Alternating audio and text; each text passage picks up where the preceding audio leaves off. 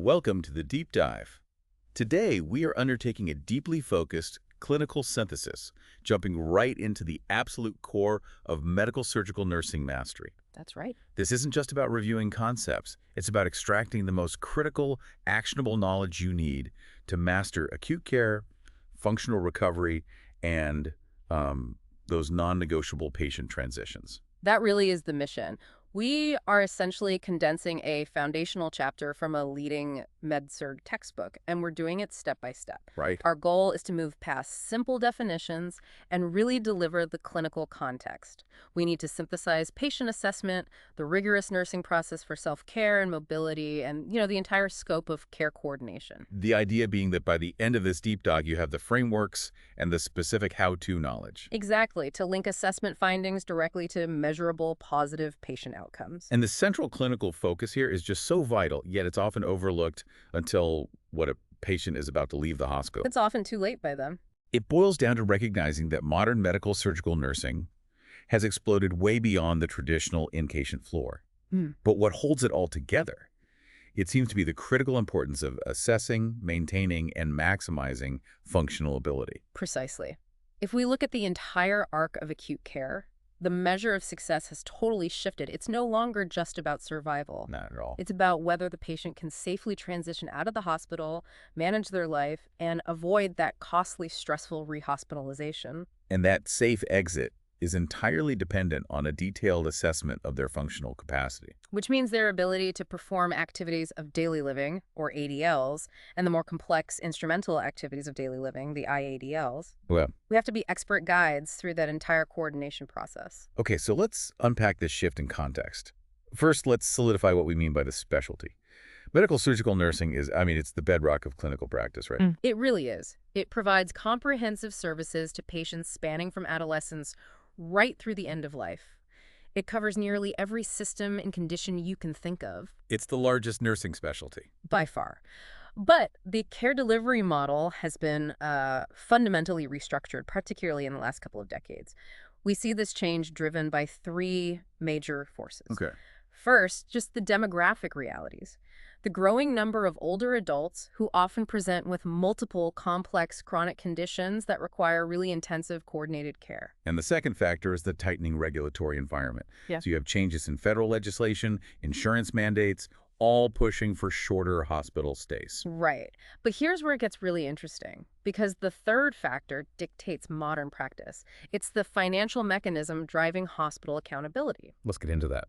So if we look at systems like pay for performance or value-based purchasing, hospitals are no longer just paid for services rendered. Not anymore. They are now held accountable for strict performance benchmarks related to quality, efficiency, and safety. And the biggest sticking point, the clearest economic driver, is preventing those 30-day readmissions.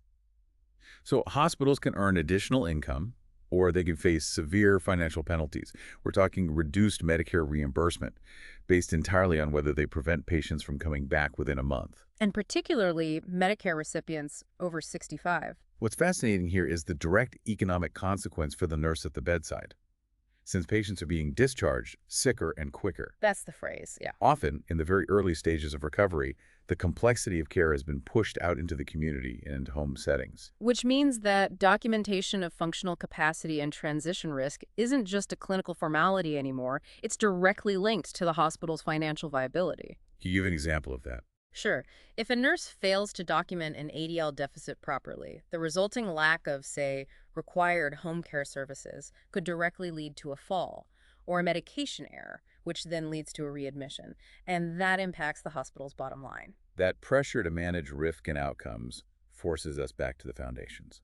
So we have the ANA's definition of nursing practice, the core tenets which still apply. They absolutely do. These characteristics are central to all nursing, regardless of the setting or the pressure. So caring and health are central to our work. That's right. And practice is individualized using the systematic nursing process. It reinforces that nurses coordinate care by establishing strong partnerships with the patient, with the family, and with other providers. And critically, research proves there's a strong measurable link between a robust professional work environment and achieving optimal quality outcomes for patients. Absolutely. And beyond that foundation of practice, we have the ANA standards of professional performance.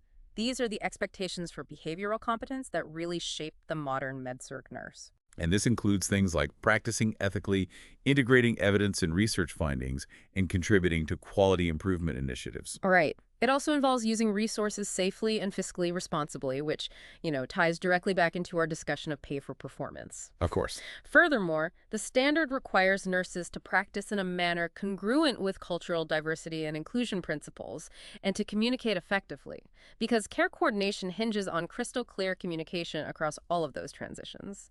So if the definition of medical surgical nursing has expanded so dramatically because of these financial and demographic pressures, where exactly is the modern med-surg nurse practicing today? The settings are just vast. They extend far beyond the standard acute medical or surgical units. Right. You find med-surg expertise in specialty areas like intensive care units, ICUs, acute and subacute rehab units, ambulatory care centers, clinics, urgent care. Home health care agencies, long-term care facility. Exactly. The nurse has to be adept at moving with the patient across this entire continuum of care. Okay, let's focus in on two specialties that are directly involved in this acute recovery and transition period: critical care nursing and rehabilitation nursing. Good idea. Let's start with critical care. It's traditionally tied to the ICU, providing services to the critically ill across the entire lifespan. And this specialty is also evolving rapidly. While the ICU is the traditional home, you now see critical care nurses involved in virtual care environments and even in pre-hospital community settings. Their focus is holistic, individualized care for patients facing actual or potential life-threatening illnesses. And the American Association of Critical Care Nurses, the AACN, they actually delineate two related but distinct roles. We need to clearly differentiate the progressive care nurse from the critical care nurse. Yeah, that's a key distinction. It's really a matter of acuity and risk. The progressive care nurse manages the acutely ill patient who is achieving physiological stability, but still requires intensive monitoring. They're at risk for life-threatening illness. So you can think of them as the transition point out of the ICU. Exactly. The critical care nurse, however, is focused on patients with an actual or an imminent high risk of life-threatening illness. They require complex, often continuous interventions. And crucially, their role in discharge planning starts immediately, not, 2 hours before the patient leaves the hospital. No, absolutely not. The critical care nurse needs to begin that planning during the acute phase. How does that look in practice? Well, it involves early assessment of the potential caregivers, the family members, significant others, regarding their capabilities to manage complex ADLs and IADLs at home. So you're bringing them in from day one. You have to. By involving them in patient rounds and care planning right from the start, you build their knowledge base and their confidence, which is just vital for preventing that post-discharge failure. So if critical care manages the acute crisis, then rehabilitation nursing is about maximizing functional return in the aftermath. The core philosophy of rehabilitation itself is really powerful. It means making able again. It's a truly goal-oriented process. It's designed to restore or optimize abilities. And the focus is always on the patient's maximum potential, which shifts the whole conversation away from the limitations imposed by the disability. And to practice effectively here, we have to nail the terminology, specifically the difference between an impairment and a disability. Yes. An impairment is the loss or abnormality at the organ level. It's a loss of a psychological, physiologic, or anatomic structure or function. So think of it as the injury itself, like hemiparesis after a stroke or chronic pain that's limiting shoulder movement. Right. A disability, however, is the restriction or limitation in performance or function in everyday activities because of the impairment. It's the consequence in daily life. So the impairment is hemiparesis. The resulting disability is the inability to safely prepare a meal or transfer independently. Exactly. And the rehabilitation nurse acts as teacher, caregiver, collaborator, and patient advocate, all using an evidence-based, holistic approach to get that patient back to optimal functioning. And this often involves technology and equipment. So let's clearly delineate the different categories of assistive technology. Right. So assistive technology is the big overarching term. It's any item, piece of equipment, or system that helps improve functional capabilities. Okay.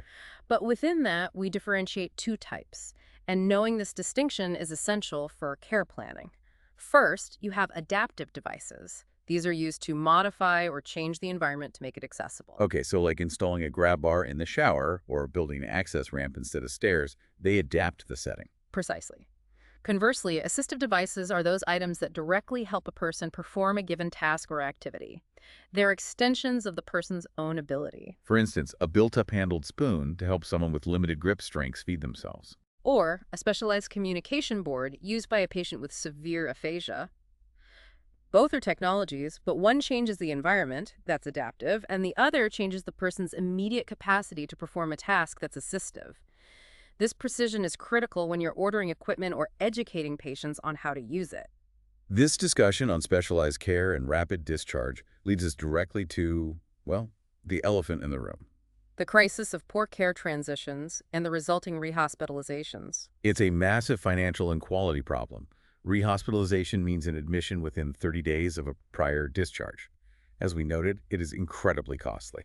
And for Medicare patients over 65, which is a particularly vulnerable group, what's the rate? Approximately 20% experience a rehospitalization. And beyond the cost, these unexpected returns cause significant physical decline, weakness, and stress. It makes the patient susceptible to adverse events like falls or medication errors. And these failures almost always stem from a breakdown in the transition process, right? Almost always. Either the discharge planning was inadequate, the patient couldn't manage the complexity of their care at home, or the communication was just poor between the hospital and the next level of care. This is why we have to define transitional care rigorously. It's not just filling out a discharge form. No, it is a dedicated process ensuring consistency and coordination as patients move within the healthcare system, like from the ICU to the med-surg floor, or between systems, like from the hospital to home health. And thankfully, nursing research has given us a strong framework for what works. Let's talk about Project Achieve, which identified the core components leading to positive outcomes for transitional care. This is basically the blueprint for nurses. It really is. This model identifies 8 core components that nurses must assess and then implement interventions around to ensure a holistic, successful transfer of care. Where does it start? It starts with 2 key engagement components: patient engagement and caregiver engagement. If they are not active, informed participants from the beginning, the transition will likely fail. Then we tackle the complexity of the patient's situation itself. So, complexity management. Right, which means addressing their multiple chronic conditions, their complicated medication regimens, their competing treatment plans. It's a lot to juggle. The next 4 components seem to be centered around preparation and well-being. They are. We need comprehensive patient education and focused caregiver education, making sure both groups understand the what, why, and how of the home regimen. And because transition is so stressful, we have to address patient and caregiver well-being, which includes emotional and psychological support. And finally, you have the structural components. Care continuity, which ensures the plan flows seamlessly to the next provider, and accountability, where specific roles and responsibilities for monitoring and follow-up are clearly assigned. The implication for practice is profound. Nurses don't just hand over a pamphlet. Not at all. They use this 8-component framework to methodically assess where an individual patient and their family are weakest, and then tailor educational and support interventions precisely to shore up those deficits. This framework is how we fight readmission. That intensive coordination need has led to several specialized roles, often filled by nurses, dedicated specifically to managing these transitions. Let's clearly define the 3 major players: the nurse navigator, the case manager, and the clinical nurse leader. Okay, so the nurse navigator is typically a registered nurse working with a specific population, say oncology or cardiac patients. Their primary focus is helping patients and families physically and emotionally transition through these really complex care pathways. So they're focused heavily on education and barriers. Exactly. Recognizing if the patient can't read instructions or if language or financial barriers are preventing them from getting to their follow-up appointments. Then you have the case manager role, which is broader, focused on coordinating healthcare services with a triple mandate: cost-effectiveness, accountability, and quality. And case managers might be nurses or social workers. They manage a specific caseload, and they facilitate communication between insurance providers, physicians, community resources. And they often follow the patient post-discharge. Critically, especially those with chronic, complex conditions like heart failure. They're actively coordinating treatment, ensuring adherence, and seeking to avert or delay that readmission. Their focus is often on resource utilization and the long-term trajectory. And this focus on complexity and outcomes measurement has elevated another critical role: the clinical nurse leader, or CNL. The CNL is a master's prepared certified nurse generalist. Now, they're not focused on an individual patient across settings like a case manager is. Right, their scope is different. They coordinate care for a distinct group of patients within a microsystem, like a specific med-surg unit or a clinic. Their mandate is to integrate evidence-based practices, analyze outcomes data, assess risk, and drive quality improvement at the unit level. They make sure the staff is practicing at the highest level of evidence-based care. So everything we've covered, rehabilitation, transitional care, readmission prevention, it all seems to rely on a single, thorough assessment. The assessment of functional capacity. That's it. This is the foundation of any successful recovery and discharge plan. And functional capacity is defined simply as a person's ability to perform ADLs and IADLs. We need to clearly define both categories as they guide the entire rehabilitation plan. Okay, so activities of daily living, ADLs, are the essential personal self-care tasks performed daily. These are the fundamental basics of human independence. Bathing, dressing, grooming, eating, toileting, and transferring. Right. That's moving from bed to chair, or from a chair to the toilet. If a patient requires assistance with even one of these, it signifies a major functional deficit impacting their self-sufficiency. Then you have instrumental activities of daily living, or IADLs. These are the more advanced, complex skills required to live independently in the community. And this is a key point. If a patient can do all their ADLs but none of their IADLs, they cannot live alone. So what's on that list? IADLs involve complex cognitive and physical skills like shopping for groceries, preparing meals, performing necessary housework, managing their medications and finances, and using transportation or a telephone. Failure in these areas often requires coordination with community social services or even assisted living placement. And when you're conducting the comprehensive functional assessment, the nurse's direct observation is just priceless. We don't just ask, we watch. So you're noting the patient's exact degree of independence. And the time it takes to complete the task, their observed mobility, their coordination, their endurance, and the exact amount of human or mechanical assistance they required. And the nurse has to go deeper, assessing the underlying physical factors that govern that ability. This includes evaluating joint range of motion, specific muscle strength. Their cardiovascular reserve, can they even tolerate the work? And their neurologic function, is their balance or motor planning intact? And the assessment has to be holistic. Absolutely. We need to assess the physical, mental, emotional, spiritual, social, and economic status, as well as the cultural and familial environment. Why is that so important? Well, for example, a patient's cultural perspective on accepting help, or their economic status limiting their ability to afford, say, a shower chair, that profoundly influences the realism and the success of the rehabilitation plan. To ensure we standardize this assessment and communicate functional levels clearly across the entire interdisciplinary team, the PT, OT, social worker, physician, we rely on standardized functional assessment tools. The first one, and maybe the most widely known in the rehab world, is the Functional Independence Measure, or FIM. This is a minimum data set that measures 18 self-care items, including transfers, communication, and social cognition. And here's a critical takeaway about the FIM. The scoring is a 7-point scale. A score of 7 means complete independence. No helper, no device, safe, normal time. A score of 1 means total assistance. Meaning, the helper performs 75% or more of the task.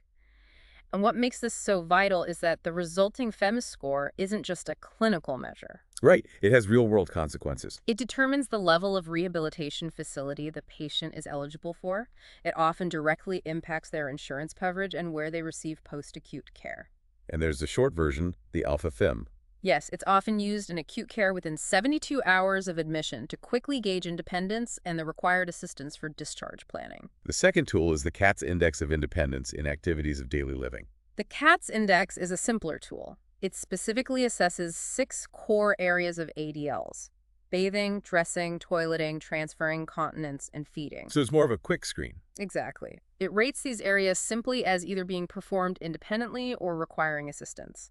It's excellent for a rapid baseline screening and for tracking major shifts in function over time. And finally, there's the Barthel Index. The Barthel Index is another comprehensive measure of independence in ADLs, continence, transfers, and ambulation or wheelchair mobility.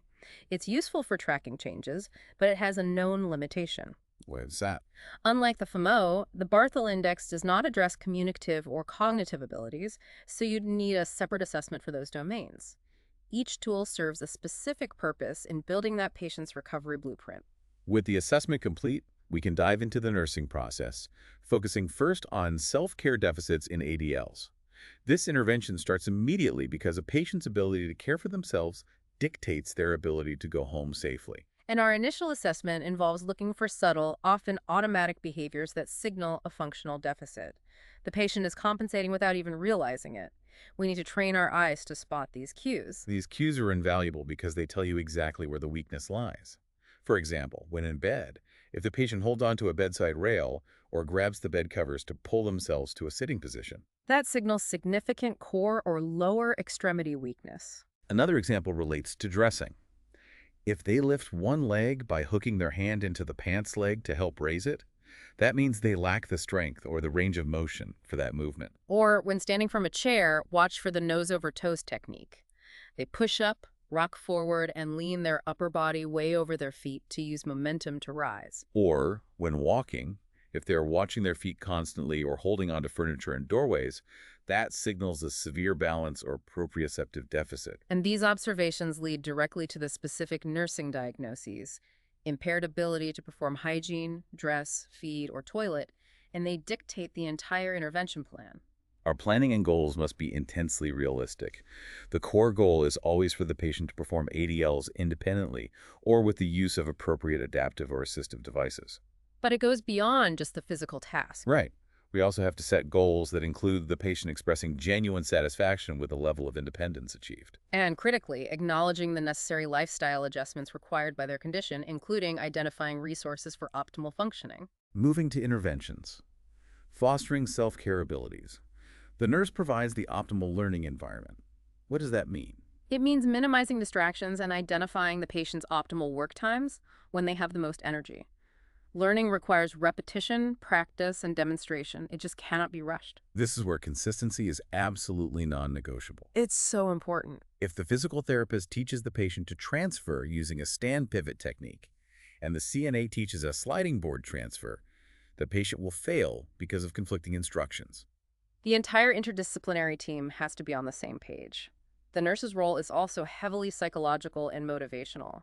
We have to encourage that "I'd rather do it myself" attitude and help the patient internalize their safe limits for independent activity. Knowing when they must ask for help is just as critical as knowing how to do the task. Absolutely. And when educating the patient, the nurse should follow some concrete guidelines. We instruct them to be realistic, set achievable short-term goals. And they should identify several approaches to a task. Say, putting on a shirt, and then select the most efficient and safest method that's likely to succeed. And we break down the movement. You focus initially on gross functional movements, like getting the on through the sleeve, before gradually incorporating the finer motions, like buttoning the shirt. And throughout this practice, the nurse is documenting the approach, monitoring tolerance, minimizing frustration, and providing abundant, specific praise for effort and success. Right. If independence is limited, adaptive and assistive devices come into play.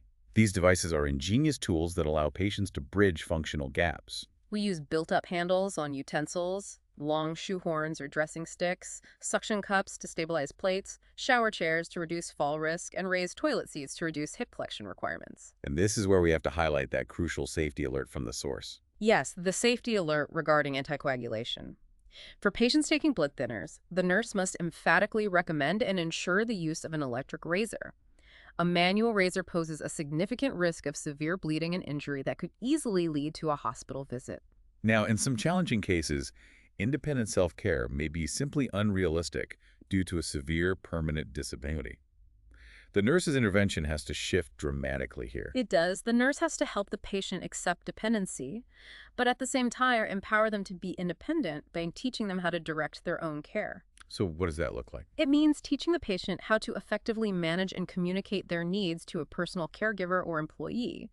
This ensures they maintain control over their environment and promote a positive self-concept through social interaction and decision-making. They shift from being the performer to being the director. Exactly. So impaired mobility is a serious issue that leads to a cascade of problems. You have weakened muscles, joint contracture, and deformity. And we are always trying to prevent a contracture, which is the shortening of the muscle and tendon unit that limits joint mobility. A contracture not only severely restricts movement, but it causes intense pain when the joint is moved. And perhaps most importantly, it dramatically increases the energy expenditure required for the patient to move their body, which can really tax their cardiovascular system. The assessment of mobility must be rigorous and multifaceted.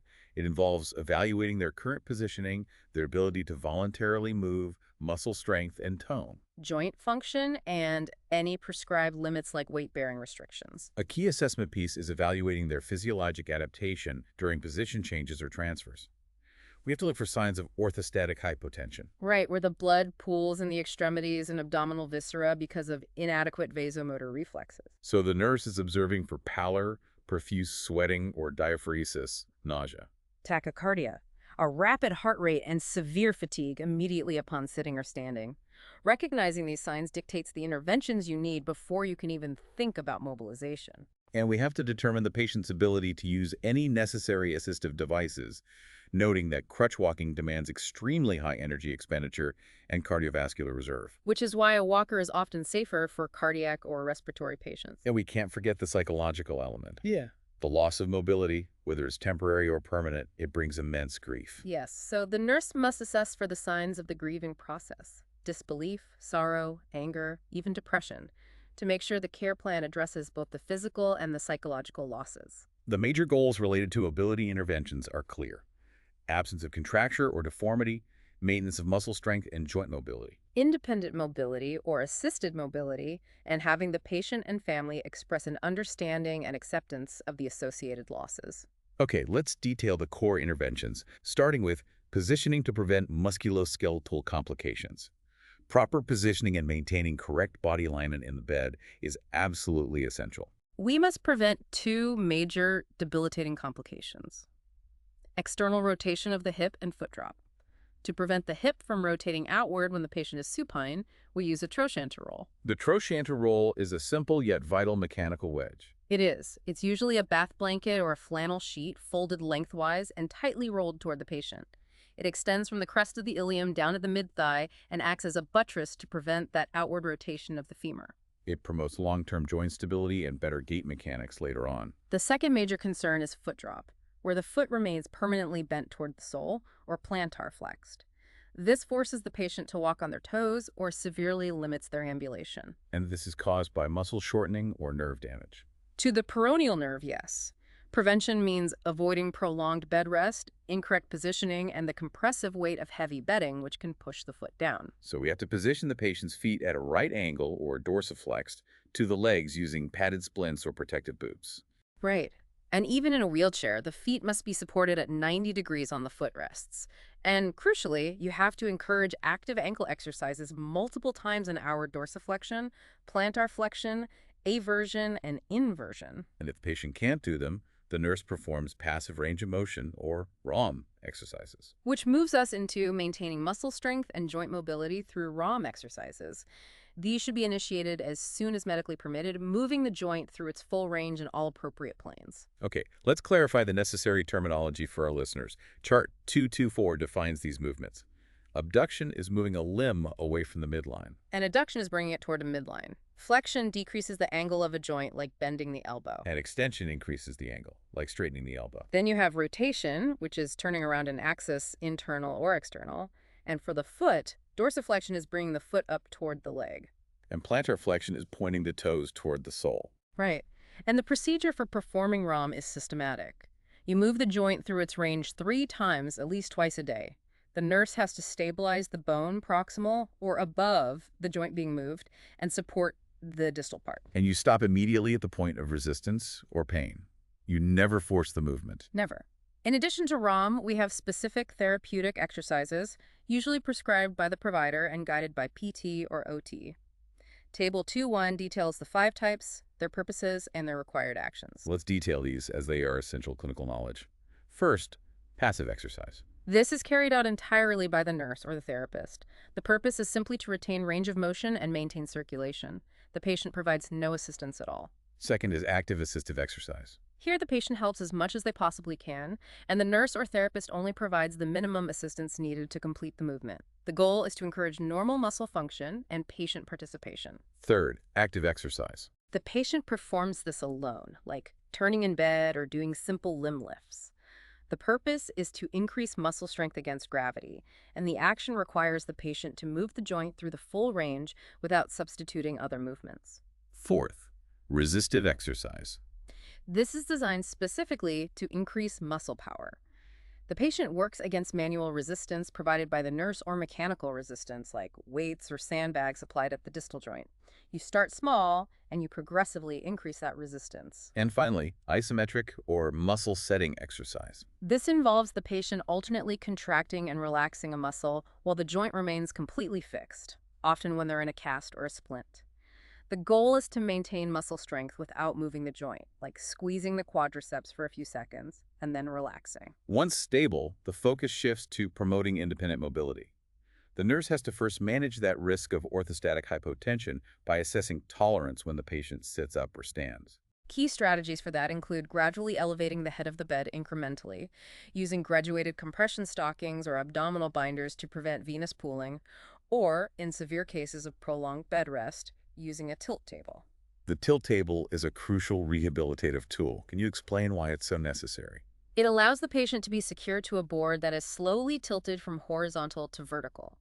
It gradually challenges the patient's baroreceptors and sympathetic nervous system, promoting vasomotor adjustment to positional changes. And it also helps prevent the severe bone loss and disuse syndrome associated with the lack of weight-bearing exercise. Exactly. It prepares the patient for standing. When it comes to assisting patients with transfer, safety is paramount, and standard precautions have to be followed. Absolutely. Lock wheelchairs and beds, remove unnecessary armrests or footrests, and always use proper body mechanics and a gait belt. Education on adaptive equipment is key here. That includes tub seats, lightweight wheelchairs, and critically raised commode seats for patients who can't safely flex their hips past 90 degrees. Which brings us to the strict education required for hip precautions. No adduction past the midline, no flexion greater than 90 degrees, and no internal rotation. You'll see abduction pillows used post-surgery to maintain this alignment.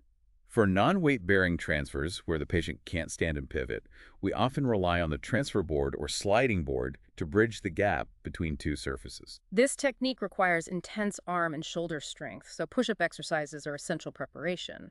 But we have to issue a critical safety alert here. What's that? Never allow the patient to grasp the edge of the transfer board during the transfer.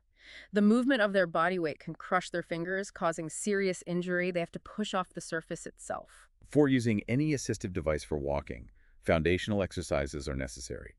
For the lower extremity, we teach quadriceps setting. That's pushing the popliteal area against the mattress while raising the heel. And gluteal setting, contracting the buttocks to stabilize major joints. And for the upper extremity, the muscles of the shoulder girdle and arms are vital for crutch or walker use.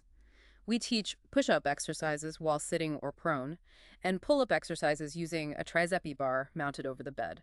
When the patient is ready for ambulation with assistive devices, the nurse is continuously assessing stability, adherence to weight-bearing limits, and always using a gait belt for contact guarding to prevent falls. And the crutch gait is selected based on the patient's required support and strength, as detailed in Chart 2 to 5. So the 4-point gait and the 2-point gait are used for partial weight bearing on both feet. The 4-point being the most stable but the slowest. Correct. Then you have the 3-point gait, which is mandatory when one leg is non-weight bearing due to injury or surgery. It requires significant arm strength and balance because the weight is entirely supported by the unaffected leg and both crutches moving together. And the more advanced gaits are the swing to and swing through. Right. These are faster and used when the patient has great upper body strength and balance, often due to chronic or permanent lower limb paralysis. Swing to moves the feet next to the crutches. Swing through is the fastest, swinging the feet in front of the crutches. And Table 2.2 provides crucial preparation and usage details for each device. For crutches, the height must be set so the underarm piece is about 5 centimeters below the axilla. Why is that specific distance so important? Because if the crutch padding rests directly in the armpit, it can cause crutch paralysis damage to the brachial plexus nerves due to sustained compression. This can lead to permanent hand and arm weakness. The weight must be borne by the hands, not the axilla. And for the cane, what's the one critical takeaway for every nurse? The cane must be held in the hand opposite the affected extremity. That feels counterintuitive to a lot of people. It does, but it widens the base of support and allows the opposite arm and leg to move together, which mimics a natural gait and reduces stress on the injured side. We also need to address external appliances. An orthosis is an external appliance, like a brace or splint, used for support or correction. And a prosthesis is an artificial body part. Nursing care involves meticulous skin inspection beneath the device, ensuring a proper fit, and instructing the patient to always wear a seamless cotton garment between the appliance and the skin to prevent friction injuries. In wrapping up the mobility discussion, we return to the grieving process. Yes. The nurse's intervention involves developing a trusting, honest relationship, providing clear communication, and validating the patient's feelings. We have to educate the patient and family that disbelief, sorrow, and anger are normal reactions to the loss of function or lifestyle. And connect them with essential community resources like support groups. Our ultimate goal is functional recovery and safe discharge. This demands extensive self-management education, which, as we noted, cannot be rushed. It has to be phased over the entire recovery period to ensure the patient gains the skills and, critically, the confidence needed to manage their health independently. And the preparation has to be individualized, factoring in the patient's health literacy, culture, knowledge level, and psychological status. Right. Teaching methods should include demonstrations, return practice, written instructions, and group sessions when they're appropriate. We must never overlook the massive role of the informal caregiver. These are typically family members who take on arduous physical tasks, medication management, and psychosocial support. The nurse has to assess the patient support system early, recognizing that not every family has the stability, time, or physical capacity to provide complex care. Family education is vital, not just for skill acquisition, but to reduce their fear and help them cope with the sudden demands. Yes, and the nurse should create an individualized ADLs checklist to ensure the family is proficient in assisting before the patient leaves the hospital. This leads to the requirement of continuity of care. Often, a home health or transitional care nurse might conduct a pre-discharge visit to the patient's home. That's a great practice. It ensures continuity, checks the patient's ability to maintain independence in their own environment, and coordinates the delivery and setup of necessary equipment safety rails, adaptive utensils, or minor improvisations like temporary ramps. Okay, let's detail the home care checklist from Chart 2.6. This acts as a comprehensive resource guide to ensure a safe transition and community integration. This checklist covers what the patient and caregiver must be able to state and demonstrate. First, they have to state the impact of the disability on their physiological function, ADLs, IADLs, and social roles. They also need to know all their medication names, doses, side effects, and schedules. Second, they must identify all durable medical equipment or DME needs, a wheelchair, walker, mechanical lift, and be able to demonstrate its proper usage, maintenance, and safe storage. Third, demonstration of adaptive equipment is mandatory. They need to show proficiency with a rocker knife, a universal cuff, or a long-handled sponge for bathing.